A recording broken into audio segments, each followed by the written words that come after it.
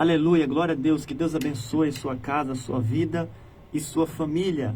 Nesta oportunidade eu quero deixar um versículo da palavra do Senhor nosso Deus para a nossa meditação, que se encontra no livro de 2 Crônicas, capítulo de número 3 e verso de número 1, que nos diz: E começou Salomão a edificar a casa do Senhor em Jerusalém, no Monte Moriá, onde o Senhor aparecera a Davi, seu pai, no lugar que Davi tinha preparado na eira de Ornã, o Jebuseu. Meus irmãos, nesta oportunidade nós acabamos de fazer menção da palavra do Senhor nosso Deus, que é riquíssima em nos ensinar. E este versículo de número 1 do capítulo 3 de 2 Crônicas vai nos contar que Salomão começou a construção do templo em um lugar específico, em um lugar escolhido por Deus. Se você entrar na internet, aí no YouTube, e você pesquisar acerca da cidade de Jerusalém, você vai perceber que há uma mesquita de Al-Aqsa construída exatamente no lugar aonde estava construído o templo de Salomão. Ali, quando você vê uma foto ou um vídeo do templo de Salomão, você vai ver uma cúpula de ouro. Ali é a mesquita dos muçulmanos. É exatamente ali aonde o templo de Salomão foi construído. Mas este versículo de número 1 vai nos dizer algo muito importante, que o templo de Salomão, ele foi construído ali no Monte Moriá, aonde Abraão tinha oferecido seu filho Isaque como sacrifício a Deus. E também na eira de Araúna, o Jebuseu. Que eira de Araúna é essa, irmão Henrique? Foi ali aonde Davi comprou aquele pedaço de campo por um bom preço, e ele levantou um altar a Deus para que a ira de Deus fosse aplacada, porque todos nós sabemos que Deus, durante 3 dias, enviou um anjo para destruir a cidade de Jerusalém, porque Davi havia cometido um pecado muito grande, o censo de contar o povo de Israel sem ter pagado ali a oferta por cada cabeça. Então Deus, ele havia enviado um anjo para destruir a cidade. Então o profeta Gade foi até Davi e disse: olha, levante um altar na eira de Araúna para que Deus cesse a praga. E então Davi, meus irmãos, fez exatamente isso. Então é interessante que logo após, Deus mandou agora o povo construir o templo de Salomão. E ele foi construído exatamente ali, num lugar onde vários altares já havia sido sacrifício a Deus. Primeiramente, Abraão, quando ele, com uma boa intenção, foi oferecer o seu filho Isaque, e depois Davi, para oferecer um sacrifício ali, para que Deus tivesse piedade do povo. E o templo de Salomão, então, meus irmãos, foi construído ali. E agora começou o povo, durante muitos anos, a oferecer sacrifícios a Deus. Veja que Deus escolheu o lugar certo para que o povo oferecesse sacrifício a Ele. Se tem uma coisa que Deus gosta, se tem uma coisa que Deus ama, é que nós levantemos altar para adorá-lo a Ele.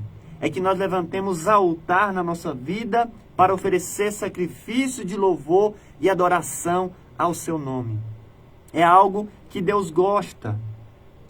Agora, meus irmãos, todos nós sabemos que não existe mais o templo de Salomão, porque ele foi destruído por Nabucodonosor. Depois de 70 anos, Zorobabel vai construir o segundo templo e ele novamente foi destruído. E hoje, conforme eu disse, se você entrar aí na internet, você vai ver ali uma mesquita construída exatamente no lugar onde estava o templo de Salomão e o templo de Zorobabel. Nós sabemos que existe uma profecia bíblica em que essa mesquita terá que dar lugar ao terceiro templo, onde o anticristo vai governar ali em Jerusalém e vai oferecer um sacrifício de abominação ali no terceiro templo, quando será construído. Mas o que isso tem a ver conosco? O que isso tem a ver com a igreja do Senhor? Porque a Bíblia diz no livro de Hebreus, capítulo 10, que não é necessário mais oferecer sacrifício de animais para Deus. Porque essa era a prática do povo no Antigo Testamento.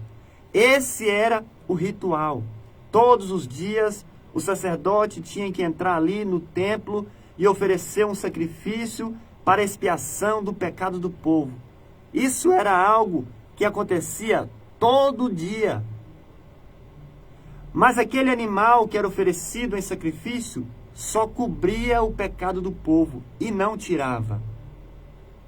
E agora, meus irmãos, a Bíblia diz no livro de João, capítulo 3, versículo 16, que Deus amou o mundo de tal maneira que enviou o seu Filho único, o seu Filho unigênito, para morrer para todo aquele que nele crê. E aquele que nele crê não pereça, mas tenha a vida eterna.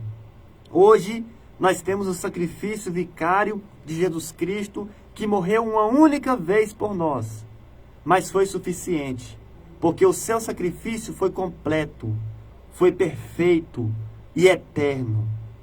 É por isso que nós devemos nos apegar na cruz de Cristo, porque ela nos perdoa dos nossos pecados.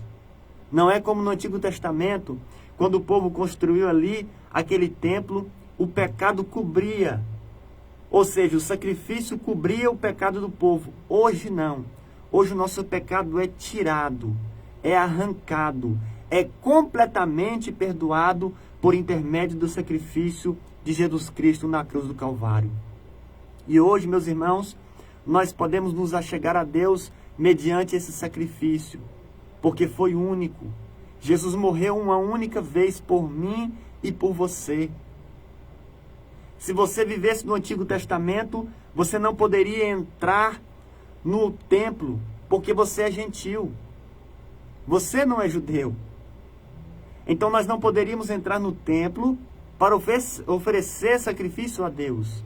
Mas Jesus Cristo, através do seu sacrifício perfeito, uniu os gentios e os judeus e fez um só povo, que é a sua igreja, lavada e remida pelo seu sangue.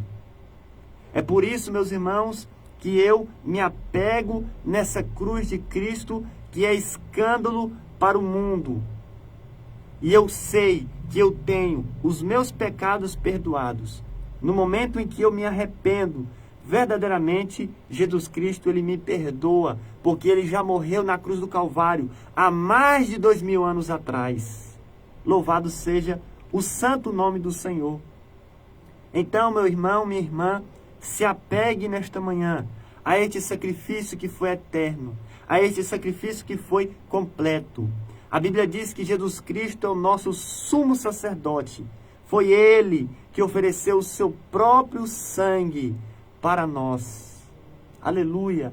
Veja que coisa linda, veja que coisa maravilhosa. Então hoje, meus irmãos, nós podemos perceber que Jesus Cristo está sentado à destra do Pai, intercedendo por nós, porque ele é o sumo sacerdote da nossa alma. Ele tem esse direito, ele tem essa autoridade, ele tem esse poder de estar vivo à destra do Pai, intercedendo por mim e por você, como um verdadeiro sumo sacerdote, que no Antigo Testamento intercedia pela vida do povo, que intercedia pelo pecado do povo. Jesus está fazendo isto agora. Ele está intercedendo por nós. Se você o tem como sumo sacerdote da sua alma, ele assim está fazendo. Aleluia! Louvado seja o nome do Senhor. E isso é maravilhoso aos nossos olhos, em saber que existe um sacerdote que está neste momento intercedendo por nós, orando por mim e por você. Então, até que haja o arrebatamento da igreja, nós estamos vivendo nesta terra e estamos sujeitos às aflições desta vida, não é verdade? E por isso, meus irmãos, nós precisamos a cada dia nos arrepender dos nossos pecados. Amém? Para que esse sacrifício, para que esse sangue de Jesus tenha poder sobre nossas vidas. A Bíblia diz que o sangue de Jesus tem poder para perdoar os pecados, para limpar os pecados. Então, se você pecou no dia de hoje, não fique se lamentando, chorando. Existe um sumo sacerdote que já ofereceu esse sacrifício por nós. Peça perdão a Ele, se arrependa e deixe esse pecado de lado, porque você vai alcançar a misericórdia do Senhor sobre a sua vida. Louvado seja Deus. Amém? Que Deus abençoe a vocês de uma forma especial, em o nome santo de Jesus.